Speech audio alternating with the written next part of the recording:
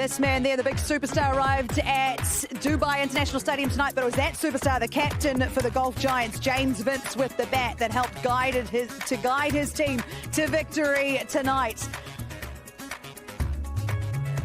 Pollard was smiling at that point there, but it was not to be for his team with the bat tonight. Another great catch by the captain, James Vince, there. A brilliant run out. There was plenty of action out on the field here at Dubai International Stadium, and a very happy Golf Giants camp.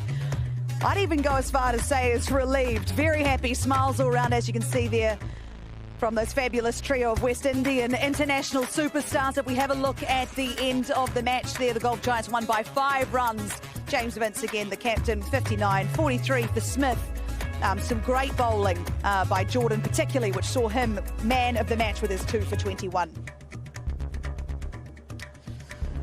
The points table, again, we talk about it being the business end of the competition. Absolutely it is. The only team with a Q next to the name, MI Emirates Golf Giants, now sitting in second spot with 10 points, all to play for the rest of the teams there.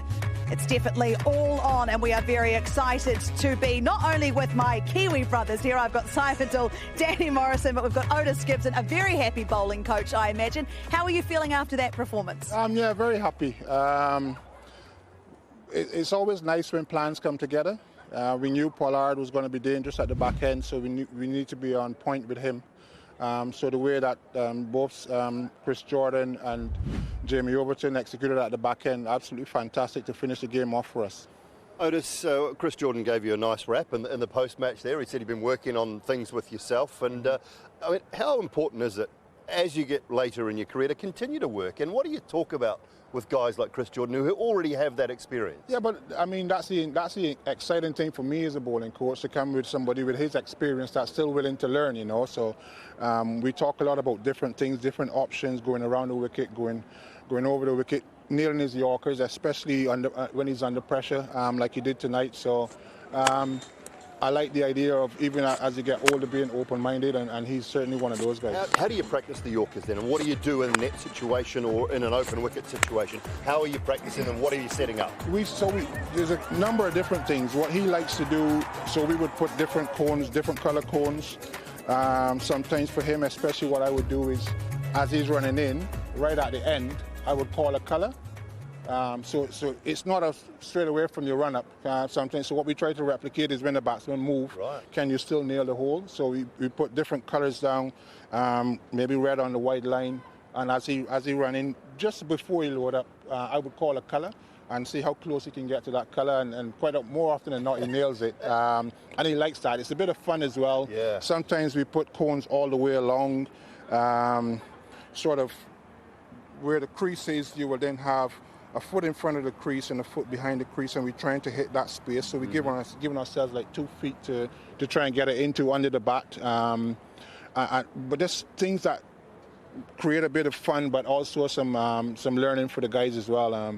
And they just have fun with it. Is it also important to take the batter out of your mind a little bit as well, and just concentrate solely on what your art is and what you are trying to do? Correct. I think that's important. If you nail it, then, and the batter can't get under it. I mean, Pollard, you know, your miss is very small with somebody like Pollard. So the way that those guys executed tonight was fantastic. When we practice, obviously there's no batter, but we're trying to nail where we want the ball to be. If we can get the ball where we want it to be, and then we have the field set, the ball can only go there. Unless Pollard tried to do something funky like he did tonight and get himself out, you know. But it's been really good fun working with these guys and trying to teach them some of the. I mean, T20 cricket was. I was finished when T20 cricket started, so we all were, mate. It's fine. So I've also had to go and learn and watch a lot of T20 cricket and see how people do things and so on, and try to stay ahead of the game. So let's have a look at the 17th over. Would you talk us through this? What did you like about it? What worked for you as the bowling coach when you were watching this all unfold? Yeah, look, we know where Pollard is strong. So the thing with CJ, the other thing with CJ to think about when he's bowling his Yorkers is that his pace always goes up. So he went up to about 144, I think, 144, 145, trying to get the ball under the bat. We changed the field and we had mid-off and mid-on really straight, so we know that Pollard is strong down the ground. He got hold of a few, but because, again, the ball is so close to his feet, he can't get under it to get elevation to hit it in the stands. So, and we're happy for a single at that stage as well, you know. So Jamie O ran past one there, but we're happy for Pollard to try to muscle it and try and get under it, but he hits it down the ground. We got the field set in the right place, and he gets singles, and we bowl to the other batsman. Danny, you know the importance of bowling the death overs, and there's a real art to it. If we have a look at this, Overton was also very good at the death as well. What do you see here that's obviously, I mean, they've got it right? Well, the great thing about him for me, and his size and stuff, in terms of variations, which is a little bit different when you talk about our dear friend Chris Jordan getting Yorkers right there. I love the way he has a good variety, and Otis will probably elaborate more on it. As much as that, we've talked about physicality. Now then, what if things aren't quite going to plan and going so right?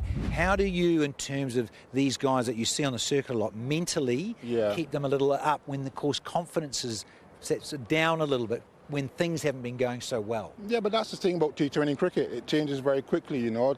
If CJ is bowling brilliantly there tonight, but if those balls get nicked for fours, then the pressure ramps up a little bit. And it's always about the next ball. Can I make the next ball better than the last ball? You know, focus on one ball at a time. If you get it wrong, or if you set the field in the right place and the ball goes over the fielder's head, it doesn't mean it was a bad ball. It was a good shot. And batsmen are still allowed to play good shots in this game. So you go back, you reset your mind again, and you come and you try to execute your skill again. It's skill versus skill, and the game is still a skill-based game, you know. And tonight, our skills were on point, and you know, we're very grateful for the victory. How are you enjoying working with Jamie Overton? His 15th over, particularly to Pollard, was very good, but how are you enjoying working with him? No, it's a new experience for me. It's the first time I've worked with him. He's, again, open-minded. We have a lot of conversations, especially when we're warming up, about where we're going to bowl to this guy and that guy and whatever, and his skills. And it's like, to be fair, to working with all the guys, working with the UAE guys, it's been fantastic to see the UAE spinners, the way that they've, you know, we left out an international spinner in Mujib, and we played two youngsters, and they've done fantastically well for us since they've come in as well, you know. So all in all, I think we had a slow start to the tournament. It was a bit tricky at the start of the tournament where every day somebody new is coming in and we didn't really get settled, but now we feel like we're a lot more settled, and we're starting to play the cricket. The game 2 nights ago where we only defended 126. Some tall timber there too, mate. Dominic Drakes, Muzarambani, Overton. Yeah. I mean, they're towering over you, and you're not a small man. No, but again, T20 cricket, you need physicality with the bat in your hand, and I suppose also with the ball. It can be, Muzarambani especially, can be a little bit intimidating. You know, he's come in and done fantastic for us as well. So it feels to me like T20 cricket, you need guys with big muscles, bowling and batting. You also need some short people like me, I'm not going to lie, just to balance things out, just to put things into perspective. We got Ayan. He's about my height, which makes me feel good. What we're going to do now is, before this tournament started, Chris Jordan gave us a bit of a masterclass on the Yorker. Let's remind ourselves about how he bowls them.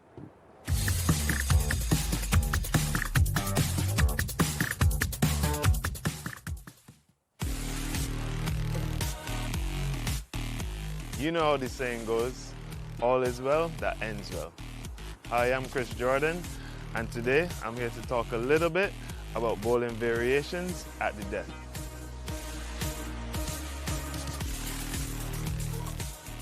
As far as variations are concerned, it's very important as a death bowler to not give too many tells to a batsman first and foremost. So in terms of the wide, slower Yorker, the reason it's so effective in the first place is because the faster Yorker is one of the most difficult balls to hit over the boundary. On the flip side of that, if you have the ability to execute a slow ball Yorker, it can be even more effective because it really slows the batsman's swing down, and if it's right on the popping crease, it's a very tough ball to get under. If you're sequencing a slower Yorker along with a quicker Yorker, and you also bowl upwards of 138 to 140, 43, that's where it can be even more effective, because the batter getting accustomed to your pace and having the same swing for each delivery, it becomes much more difficult for him.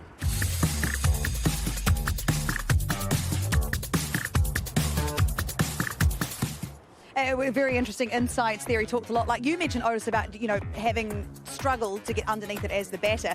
When you are coaching death bowling, is it like a special class that you sit down and you work through it, given the different bowlers that you have and the experience that you have? Potentially some young bowlers need the opportunity to bowl at the death. It's sort of one of those things that do you not know what it's like till you're in that situation, but you need to have a go? Yeah, I think so. And part of the fun of it, I think, is actually getting out and doing it in practice. And then trying to discover what you're good at and what you're not good at and where your miss is. Some guys will miss it into the batsman's hitting zone, and some guys miss full. And then you can set the feel around where your miss is. You know what I'm saying? When you get it right, it's obviously it's going to go straight. When you miss and it's a full toss, it can get sliced or whatever. But we're trying mostly to try and get the guys a straight Yorker, which is a attacking Yorker. If they miss, you hit, sort of thing. And then a defensive Yorker, which is wide on the box with the field set up there, where if you nail it again, it goes to your field. And getting them comfortable with whether understanding, am I trying to take a wicket or am I trying to be defensive, and therefore choosing the right option at any given time. And what about the mental side of it? Because there's a pressure actually in game time, you know, of the result and the points that are on the line. So how do you go about coaching that? With great difficulty, I got to tell you. That's the one thing, because as a bowler you have to accept that you're going to get hit at some point. If you miss, you're going to get hit. And that's where the bravery comes in. Cricket has changed, T20 cricket's changed the game. Batsmen are playing all sorts of different shots. You can execute a perfect Yorker to somebody like Joss Buttler. He can ramp you. It doesn't mean it was a bad ball. And now you have to be brave enough to think, am I going to do that again, or am I going to take him wide, or whatever. And once you've made a conscious decision what ball you're going to bowl, you have to back yourself.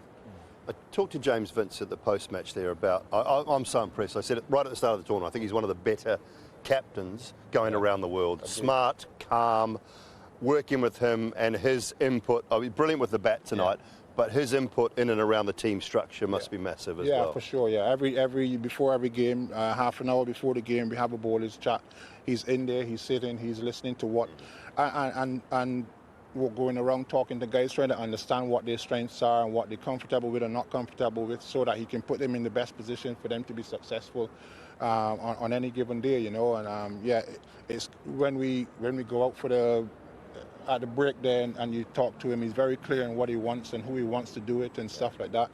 And it's a pleasure to work with him and talk to him about borders as well. He certainly led from the front today with the bat. What did you like about his innings? He obviously knew the importance of the game, as you all did. Yeah, look, the first thing was he took first ball tonight, because he had a new batting partner. And normally when he opened the batting with Jamie Smith, Jamie took first ball. He had a new batting partner tonight, but he took the responsibility. And I suppose that's the word that I would use to describe his whole game today. He took responsibility with the bat. Shows a lot of responsibility, managing the bowlers in the field and so on. Great energy he brings to the field inside as well. The last game he ran out 2 or 3 guys and whatever. So, he's been a fantastic leader for us. And he's beautiful to watch when he's batting. But tonight Smith was very good with the bat as well, as you mentioned there. What did you like about his innings? Oh, apart from hitting it all around the clock and how fluent he can be. Interesting that he came in a lot lower in terms of strategy with that. I think, look, Andy Flower, there's a lot to like about him when you watch him play, and we use him at the top, and he's still a young guy learning. This is his first franchise tournament, and it feels like he doesn't know which gear to start off in, and he gets himself into top gear, and then he can't slow himself down, so he's got out a few times. But we see a lot of good things about his game, and rather than leaving him out, we sort of said, okay, well, let's put him in the middle and see how he goes. And tonight he was fantastic. He played really well, so hopefully that's a spark that he needed to get himself going again in the tournament. Dooley, we've talked about this Golf Giants team and how brilliant they were last season, and a few hiccups midway through, but they are looking very impressive at this point in the Well, competition. you don't need to peak at the start of the tournament, Laura. You only need to peak at the back end. I did that wrong most of my life. These guys are just starting to peak now. They're just starting to find some form. Maybe the combination is right now. They've got so many bowling options. You think about guys that didn't bowl their quota. Drake's bowled 2 overs for 8, I think, tonight. Guys are not bowling their quota who are quality performers, quality bowlers. If that batting clicks, and I think with the move with Smith tonight, I love the guy. I think he's a terrific cricketer. Watched a lot of him in England. He's a very good wicket keeper, and he strikes the ball. You see the 6 he hit down over long on, and then inside out over extra cover. He's got all the shots, and I think Otis is absolutely right. As long as he's not a car going down a hill without the brakes, and he knows when to change and when to put them on, I think you're going to see a lot more from Jamie Smith over the years. All right, well, gentlemen, I want to thank you so much. Otis, thank you so much for your time. Congratulations on the win. We'll let you go and celebrate with your team. A brilliant performance by all, actually, tonight. Very well done. We're going to take a short break. When we come back, we're going to talk about tomorrow's big match-up. But I tell you what, right now, we're going to find out a little bit more about the new Vipers captain, the Capitals captain, Sam Billings. There's no easy teams to play against. I think the standard of the competition shows that. They've got some great additions, some good friends of mine in Phil Salt and Sam Curran who's come in. Sam Curran was World Cup Player of the Year when England won it. So it certainly doesn't get easier. We don't take anyone lightly, but look, we're just focusing on what we need to do. If we play good cricket, we're a very hard team to beat, as we've shown at the start of the tournament. Welcome back to Cricket Safari and welcome to the DP World ILT20. That man there, Kieron Pollard, MI Emirates captain for tonight. He was animated. The T20 legend has arrived in the competition. Not quite the result he was after, but the result Niall O'Brien was after. He's finally got one right. He's alongside me with Rohan Gavaskar. And Rohan, I'll start with you. An interesting matchup. One the Golf Giants knew from the get-go they needed to win. Yeah, they were under the pump. They were under the pressure. MI Emirates already qualified, so no real pressure on them. But I thought the Gulf Giants did a really good job in defending that score.